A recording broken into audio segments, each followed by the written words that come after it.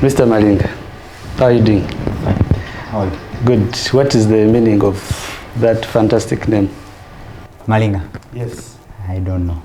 All I know is that we have an entire tribe all over the world. There are Malingas in South Africa, Malingas in India, Malingas in Uganda, in Kenya. So it doesn't relate to the time you were born and what your parents had in mind? No. In fact, one time I asked my father about what Malinga meant, and he said he wasn't sure. So that says something. So I decided to make up my own meaning for it. And what is that meaning now? Good and wonderful and causing change wherever he goes. I guess that makes sense. So how did it all start? Were you born in this country? Which year was it? What was happening? I was, it's a long story. I was born in 1985. You're not young. I'm not young at all. I was born in 1985, Mulago Hospital. My parents say it was a transitional period in the country. During that period, 3 days before Tito Okello took over power, and about 6 months before the current president took over power from him, and technically I was the second born, but my elder sister passed away, and so I took on the role as the firstborn of 4 brothers. Okay. The gap was 1 year, and she died shortly before I was born. Okay. Yeah. So it's not someone I got to know. All right. Yeah. And well, I have 3 brothers that follow me, and all boys. No, so you talked about a transition. Was the country in war? What was that like? What did the parents say was happening at the time? Well, my dad says there was a lot of soldiers all over the capital city. There was a preparation for a transition of government. And well, I don't know how that was, but the good thing is that I was safely born in Mulago Hospital. Yeah, you were born in town. So at that time, your parents, that means of course they were in the capital city. What were they doing? Were they working? Were they part of the government at the time? My dad had just got a job a few years earlier as a customs officer. He had graduated from university and just got a job. And my mother was a teacher at a school called, primary school called Shimoni. Okay.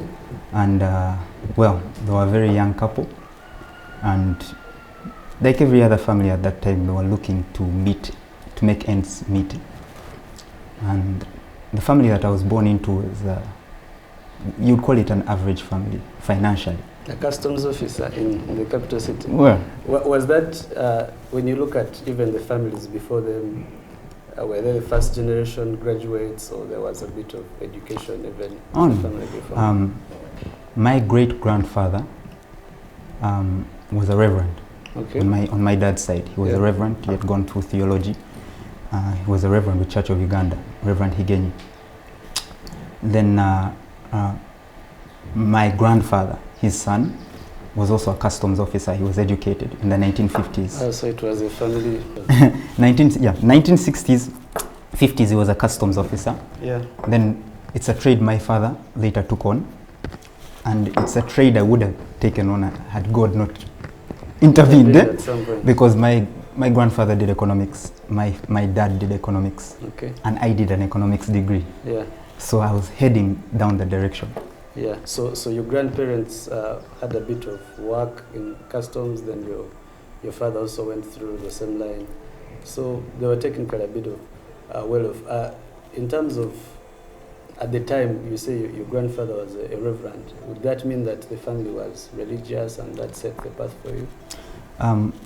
The family that I was born into had a religious structure. So because my grandfather on my dad's side was a reverend, and my grandmother was a staunch Christian. Okay.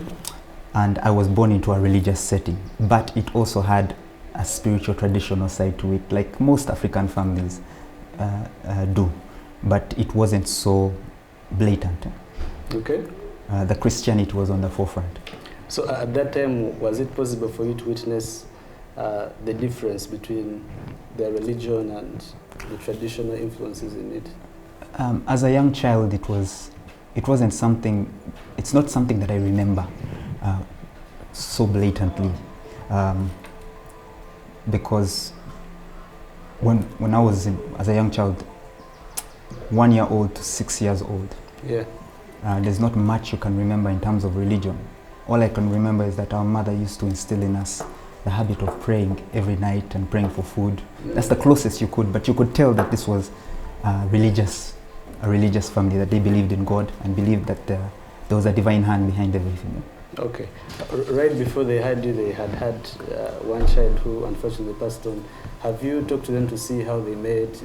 Were they high school sweethearts? How did that start? It's an interesting story. My mother told me a story that I don't think my dad knew until I asked.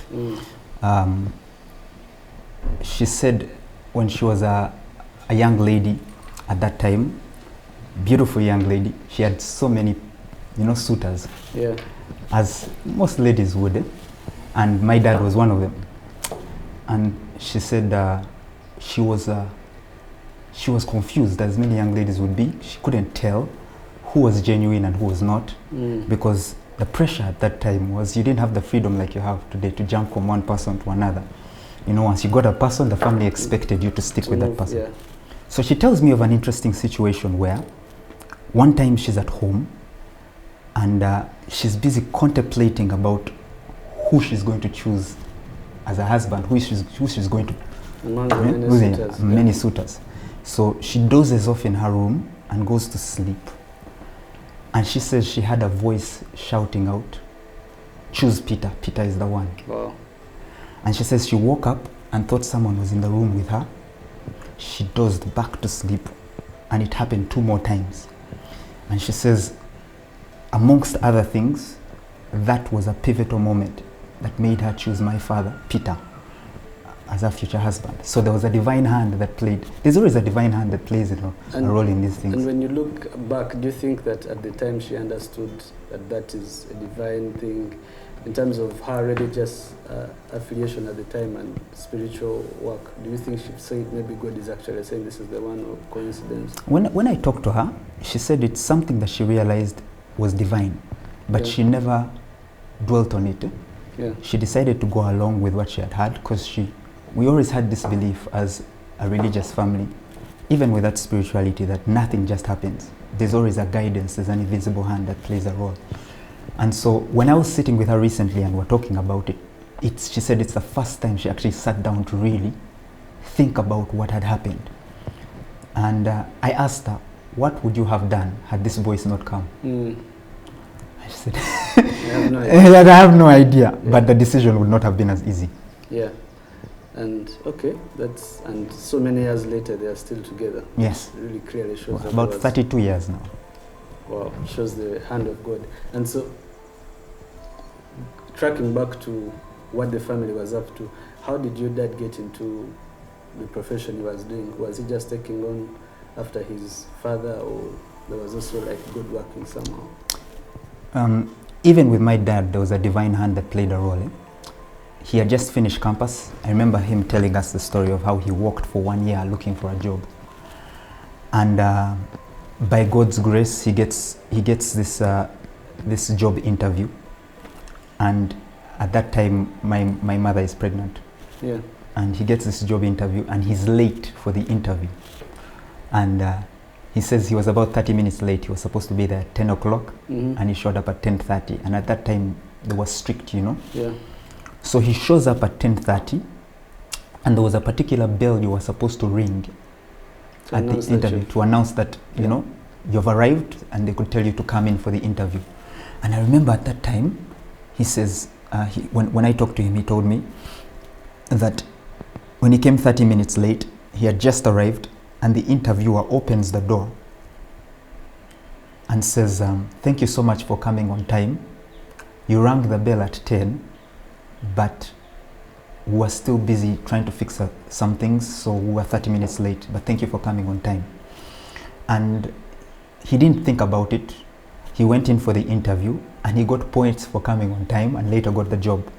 Wait, but he had come 30 minutes? He had come 30 minutes late. Now later he finds out that someone had tried to bring breakfast to the committee room, and rang the bell. but they refused to open the door. So they thought that it was him who had come on time. And so he said there was a divine hand that played a role for him to get that job.